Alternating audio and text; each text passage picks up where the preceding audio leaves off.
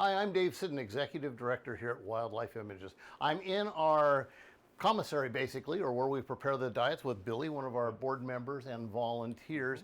And the diets are a very critical part of what happens here at Wildlife Images. Coming up is Giving Tuesday, and that's a day where we are asking people for help with the diets because the diet cost at a place like Wildlife Images is pretty huge. We spend about $300,000 a year just on diets alone for our resident animals and the rehab patients that come in here.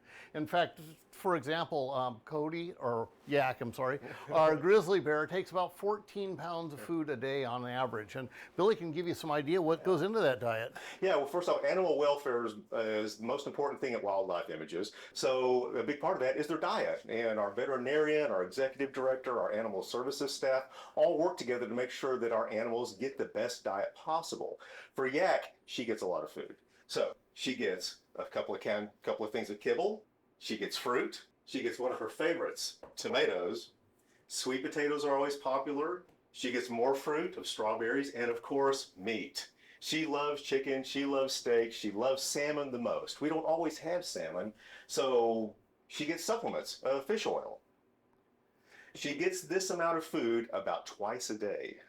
Yeah, so the diets are very specialized for our animals, and of course the expense is pretty horrendous. So we try to have people help us any way we can by buying kibble or any types of animal food at all that we can use and store here at Wildlife Images. Of course, the diets here at Wildlife Images take a lot of time. And Billy, how much time does it take? It does. If you have one person doing it, it takes about 4.5 to 5 hours. When you have a good trained crew of 3 people, they can do it in 2 or 2.5 hours. But it's pretty time consuming. And we rely on our volunteers a lot to do a lot of our food prep.